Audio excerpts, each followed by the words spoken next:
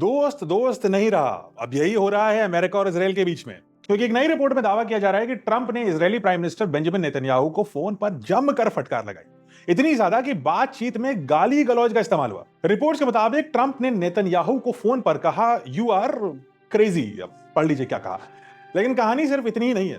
Axios important news channel है, उसकी report ने दावा किया है कि ट्रंप ने नेतन्याहू को यह भी कहा कि अगर वो नहीं होते, ट्रंप नहीं होते, तो नेतन्याहू जेल में होते।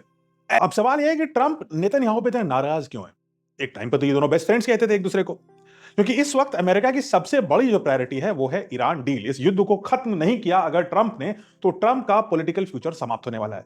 ट्रंप एडमिनिस्ट्रेशन लगातार ईरान के साथ सीज फायर एक्सटेंशन और ब्रॉडर अग्रीमेंट की कोशिश कर रहा है, लेकिन एक बड़ा कॉम्प्लिकेशन है, ईरान लेबनान सीज फायर को भी ओवरऑल अग्रीमेंट का हिस्सा मान रहा है। यानी अगर लेबनान में लड़ाई जारी रहेगी तो ईरान टॉक्स प्रभावित होंगी और प्रॉब्ली कोई डील नहीं होने वाली। और यहीं से ट्रंप का फ्रस्ट्रेशन शुरू होता है। यूएस ऑफिशियल्स के मुताबिक ट्रंप मानते हैं कि हिजबुल्लाह लगातार अटैक कर रहा है और इसराइल को जवाब देने का अधिकार है। लेकिन उनका यह भी मानना है कि हाल के दिनों में इसराइल की मिलिट्री रिस्पॉन्स डिस्प्रपोर्शनेट, यानी अमेरिका को डर यह है कि लेबनान फ्रंट ईरान टॉक्स को डीरेल कर सकता है और उनके पॉलिटिकल फ्यूचर को खत्म कर सकता है।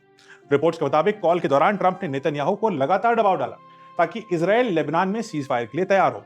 एक यूएस ऑफिशियल ने यहां तक दावा किया कि ट्रंप ने पूरी बातचीत में नेतन्याहू को स्टीम रोल कर दिया, यानी कि बहुत दबाव डाला, चिल्ला चिल्ला के, गाली दे दे करके। और अंत में नेतन्याहू ने कथित तौर पे कहा, okay okay, just make sure everything is taken care of. हालांकि इन दावों का कोई इंडिपेंडेंट कंफर्मेशन नहीं आया है, ये एक्सियोस की रिपोर्ट ही है। और नेतन्याहूज ऑफिस ने भी इस रिपोर्ट पर कोई कमेंट नहीं किया है, लेकिन ना भी नहीं किया है। लेकिन स्टोरी का एक और बड़ा इंटरेस्टिंग एंगल है। रिपोर्ट्स में यह भी कहा गया कि ट्रंप ने नेतन्याहू को यह याद दिलाया कि उन्होंने कई बार पब्लिकली नेतन्याहू को डिफेंड किया उनके करप्शन ट्रायल के केस को लेकर। याद रखिए, नेतन्याहू लंबे समय तक एक गहरे करप्शन एलिगेशन से जुड़े लीगल केसेस का सामना कर रहे हैं और ट्रंप पहले भी पब्लिकली उनके समर्थन में बयान दे चुके हैं। यानी अगर यह रिपोर्ट सही है एक्सियोस की, तो यह सिर्फ फॉरेन पॉलिसी का डिसएग्रीमेंट नहीं है, यह दो बड़े नेताओं के बीच पर्सनल फ्रस्ट्रेशन का भी संकेत दे रहा है, जो गाली गलौज तक पहुंच चुकी है।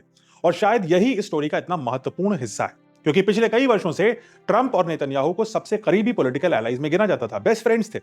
लेकिन अब अगर अमेरिका की प्रायोरिटी ईरान डील है और इजराइल की प्रायोरिटी हिजबुल्लाह से लड़ाई जारी रखना है, तो दोनों देशों के इंटरेस्ट हर मुद्दे पर पूरी तरीके से अलाइंड नहीं हो सकते। इनफैक्ट दोनों देश के एजेंडे इस समय एक दूसरे के विरोध में चल रहे हैं। इसी के चलते ट्रंप और नेतन्याहू की दोस्ती पर आने लगी है एक बहुत बड़ी दरार, जो याद दिलाता है हिंदी के इस पुराने गाने को। दोस्त दोस्त ना रहा, प्यार प्यार ना रहा। तो कमेंट्स में आप बताइए, क्या आपको लगता है बेंजामिन नेतन्याहू और डोनाल्ड ट्रंप की दोस्ती अब बदलने वाली है तकरार में, या ये लोग भी कुछ दिन मनमुटाव करेंगे और फिर वापस दोस्त बन जाएंगे?